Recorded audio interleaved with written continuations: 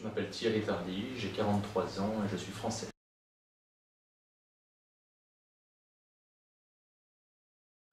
Alors j'ai fait des études de sciences politiques principalement, de relations internationales, un petit peu de droit international également, droit international public, et ce en France et puis au Royaume-Uni, à l'université de Birmingham.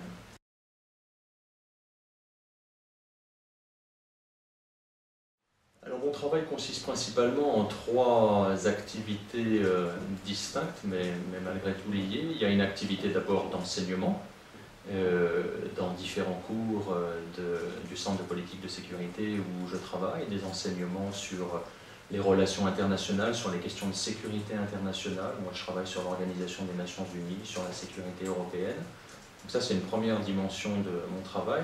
Il y a une deuxième dimension qui est la recherche. Tout enseignant fait en parallèle de la recherche, et ça signifie participer à des programmes de recherche, à des publications, ici à Genève, mais également en Europe et au-delà, sur les thèmes sur lesquels je travaille au quotidien, encore une fois, la sécurité internationale, l'Organisation des Nations Unies, son rôle dans la gestion des crises, et puis aussi la sécurité européenne. Puis il y a une troisième dimension qui est l'aspect administratif, l'aspect planification d'autres activités. Les enseignements ici sont planifiés et ceci entraîne des tâches administratives au quotidien qui font le troisième tiers de mes activités professionnelles.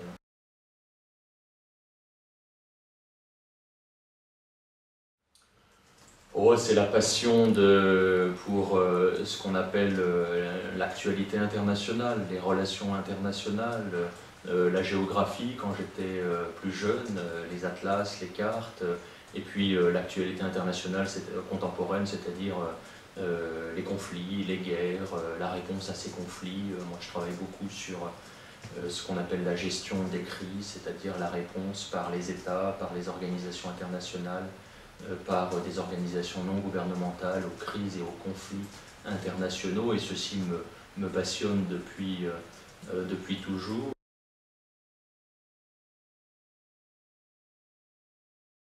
Une capacité d'analyse, lorsqu'on est confronté à des informations qui viennent d'un nombre de sources illimitées et par des médias qui sont de plus en plus nombreux, une capacité à faire le tri, à analyser, une capacité d'absorption de ces informations et de traitement de ces informations qui revient à l'analyse. Et puis sans doute une capacité à travailler seul.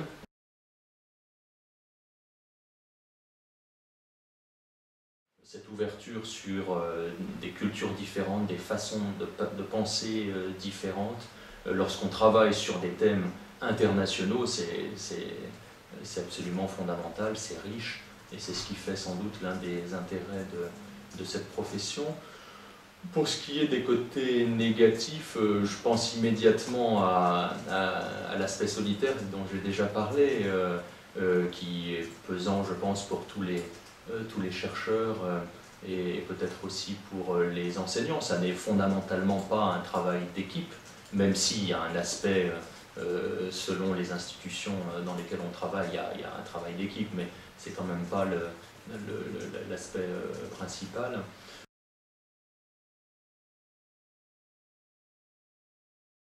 Mais je crois que si je devais en identifier un, et j'imagine que vous auriez cette réponse de la part de beaucoup de chercheurs ou d'enseignants, c'est le travail de thèse. C'est ce travail qui dure 3 ans ou 4 ans, à peu près 4 ans pour ce qui me concerne, qui est un travail difficile, qui est un travail où on est une nouvelle fois à peu près seul, sur un sujet qui est toujours compliqué, et puis on commence sa carrière par ce travail, et donc c'est sans doute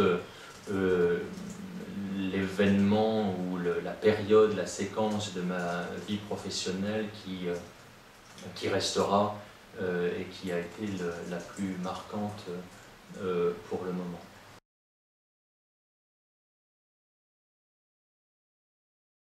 D'abord, il y a peut-être une particularité lorsqu'on fait des études et lorsqu'on fait un travail de thèse en particulier, on peut considérer que ce travail de thèse, bon, c'est une transition, mais ça fait autant partie des études que de la vie professionnelle. Personnellement, lorsque j'étais en thèse, je travaillais dans un institut de recherche à Paris à mi-temps, et donc je conduisais en parallèle des travaux de recherche qui faisaient que j'avais déjà un pied dans le monde professionnel. Mais pour ce qui est de ma vie professionnelle post-thèse, j'ai enchaîné des postes dans des institutions de recherche en France et puis à Genève. Et lorsque j'étais en France dans des postes de chercheur, j'étais en parallèle enseignant dans un certain nombre d'institutions, d'universités ou de collèges militaires. Donc j'ai toujours poursuivi en parallèle les activités de recherche et les activités d'enseignement.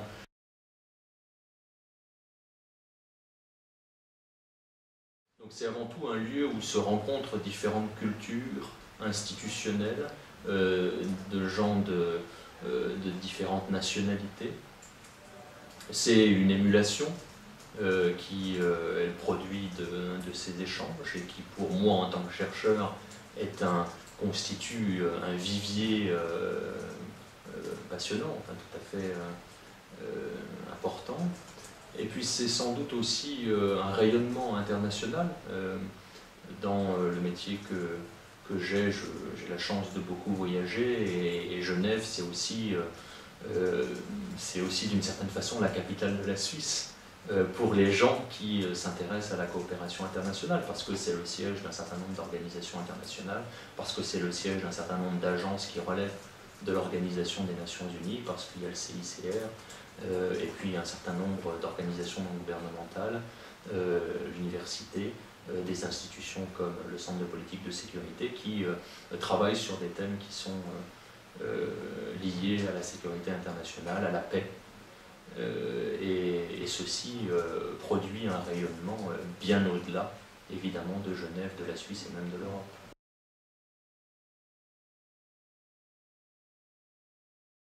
Les motifs de satisfaction sont extrêmement nombreux, même si c'est un monde qui est aussi extrêmement compétitif, et je pense pas seulement dans le secteur privé, mais dans le secteur public, dans le monde de la recherche, dans le monde de l'enseignement.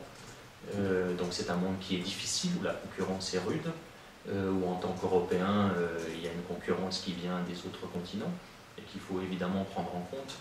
Mais sans nul doute, les éléments de satisfaction, la gratification, tout ça est beaucoup plus important que les quelques petites nuances que j'ai pu apporter. Donc sans aucune hésitation, s'il y avait modestement un conseil que je pouvais formuler auprès des générations qui vont peut-être entrer sur le monde du travail bientôt, c'est que c'est un domaine qui est extrêmement vaste, extrêmement riche et enrichissant, et donc qu'il est judicieux et fascinant d'essayer de s'y insérer.